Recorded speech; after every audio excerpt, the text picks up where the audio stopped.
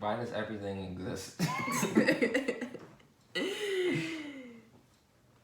Okay, well, now that I think about it, your question is asking something different than I thought it was. What did you think I was asking? I thought you were asking more what's the purpose of life, not why does everything exist. Oh. Yeah. As far as to why everything exists, what do you think?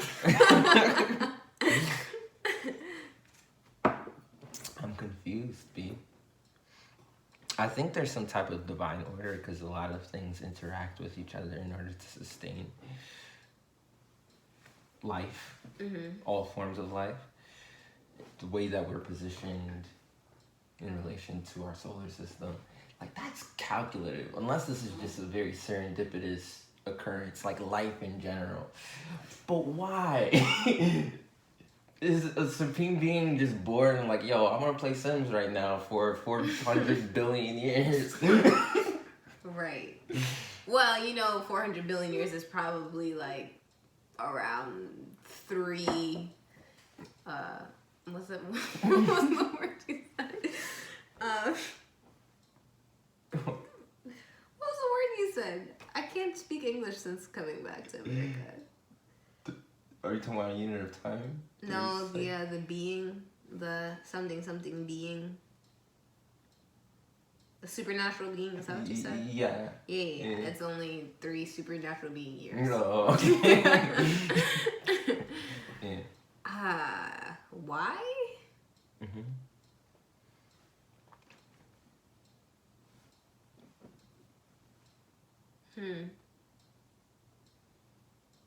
This is really the reason that people created religion. Or that religion, I shouldn't say that. That religion has become so popular or integral to our lives. Because it creates an answer for us. And that's something that is very integral to the human existence, is searching for meaning in things. And trying to make meaning of things. Imposing meaning on things. So maybe there is no meaning. There is no why. And it just happened to be this way. I could talk about it from my spirituality, right? But I'm trying to think about it from the macro entirety of why did this even start? Right.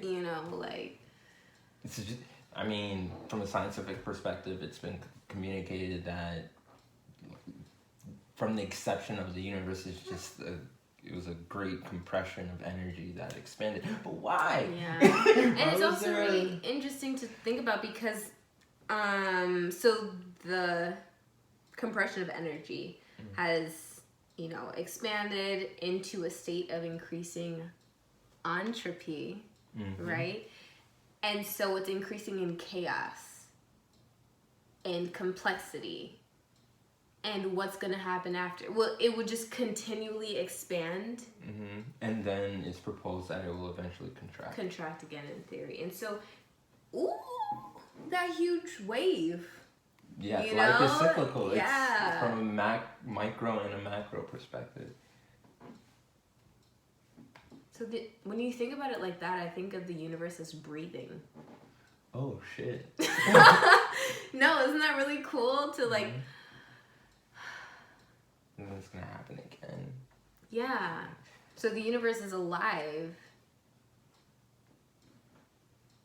I think about that sometimes in the sense of, how there are a whole bunch of microbes and bacteria and stuff inside our bodies, and our bodies are effectively a little universe, a little cosmo for the mitochondria, etc. And us being those microbes in the cosmos, so it's the universe, whatever is the center of it, is just inhaling and exhaling naturally, going through life, and we're just little tiny bacteria inside that are helping it exist, maybe sometimes doing a little bit of harm to it. That's beautiful. Isn't that crazy to think about? That's beautiful. The universe is breathing. The world is... That's kind of a nice poem. You're right. Let me jot that. Yeah, but it's easier to find peace with meaning by saying or rooting it in your spirituality. That'll be 5 coins. You should work at a bar. Really good at that. Pouring water? Yeah, they'll charge for that. I'm pretty sure. Oh yeah, they would charge. They wouldn't charge for the water. They'd charge for pouring it. I was like, I'm pretty sure it's illegal to charge for water or something like that. But yeah, they would definitely charge. It's like the cork fee. That makes no sense to me. You guys are gonna charge me $20 just to open a bottle of wine? Yeah, if you buy a bottle of wine in restaurants, even if at Park Ave, what's that place called? Wine Room. If you buy a bottle of wine in there, the wine is a price, and then you have to pay a corkage fee if you want them to open the bottle. Oh, wow. Yeah, and that's not just Wine Room. Like, that's common. Weird. And usually the corkage fee is about $15 or something. Yo, is this... This is fine. Okay, cool. I remember when I was in... I didn't even know it was like a thing.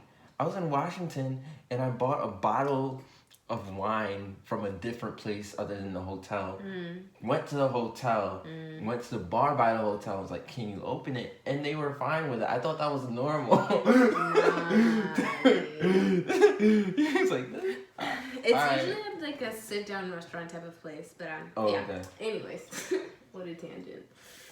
That's weird. That's gonna make me more like self-conscious. It's America. Yeah, it depends, man. Like at that point, I would just bring my own cork. Right? I don't know why they even did that. Bottle opener. I think everyone needs a handy cork. Just like, attach it to their belt buckle or something. I don't know about everyone. But I'm sure a lot of people could benefit. So the way that I think about the universe. Meaning or meaning in life is us. Ooh. Okay. So I was thinking about the concept of us being spiritual beings, clearly, that are in a physical body. And there are lessons that we need to learn, go through, experiences that must be had in order for us to grow and develop in our complexity and spiritual nature, spiritual intelligence, spiritual quotient, like EQ or IQ or something like that. But why is the question, though, isn't it? Maybe that helps the universe expand in chaos and entropy. And so that's the reason that human life exists. A catalyst for entropy. Yeah.